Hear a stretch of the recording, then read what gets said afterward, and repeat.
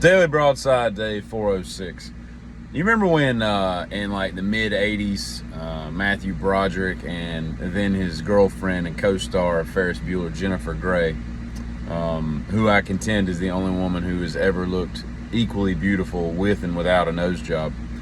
You just can't pick which one's better. But they're dating secretly. They didn't want it to get out, and they're over in like Germany or Austria or somewhere over there, and he goes across the center line and center punches another car, killing like I think it was a daughter and her mom, like 30 years old and like 60 years old.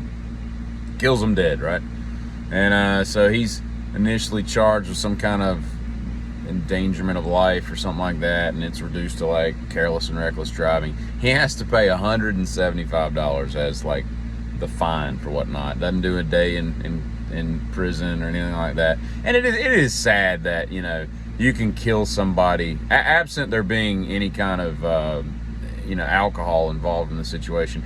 You can go out and kill somebody with a car and barely do any time at all, if anything, right? I mean, it's I've heard it said before, if you want to kill somebody, just go out and ram them with your car. They won't do anything to you. As long as they can't prove the premeditation, it's just an accident. There's really nothing, manslaughter doesn't hold any time in prison. Like, it's kind of weird. And yet the family has to live with that forever. It's an odd way that they've structured that. But at any rate, Matthew Broderick, in my opinion, the worst thing that came out of that for him was everybody found out he was dating Jennifer Grey. So, but yeah, it's amazing how many celebrities have killed other people, and it just kind of gets buried, and we forget the fact that, oh, he's just cute Ferris Bueller, making a mohawk of his hair in the shower and playing war games and telling Joshua to roll it down from DEFCON 4 or whatever it was, and tell Dabney Coleman to chill out, But yeah, he's a murderer, basically, for whatever reason. At any rate, yeah.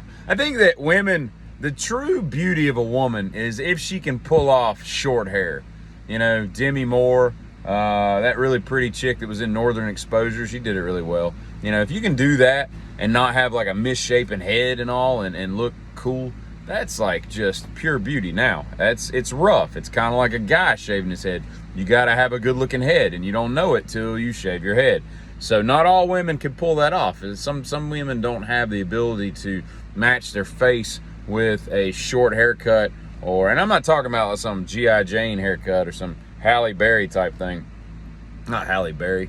What's the Will Smith chick? Jada Pinkett Smith. Not like that, but like just a short bobbed haircut, Like Natalie Portman, for example. She looked like an Auschwitz prisoner, and that didn't go well at all. Other people, like Demi, she can pull it off. What was it, Ghost? She had real short hair.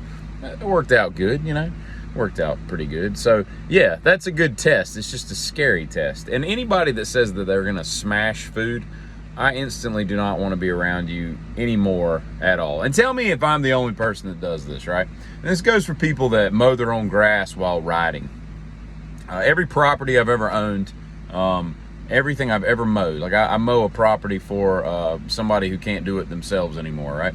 And when I'm mowing, the first time I mow that property, I'm obviously thinking of things, and while I'm mowing, and whatever I'm thinking of at any point in the yard is what I will forever think of any time in the future that I mow that yard. So what I'm saying is, if I go around this particular cedar tree and I'm thinking about, the movie Ford versus Ferrari, and Matt Damon's performance as Carroll Shelby or whatever, every time I mow around that damn tree, I'm going to be thinking about that exact same thing forever. Am I the only person that does that?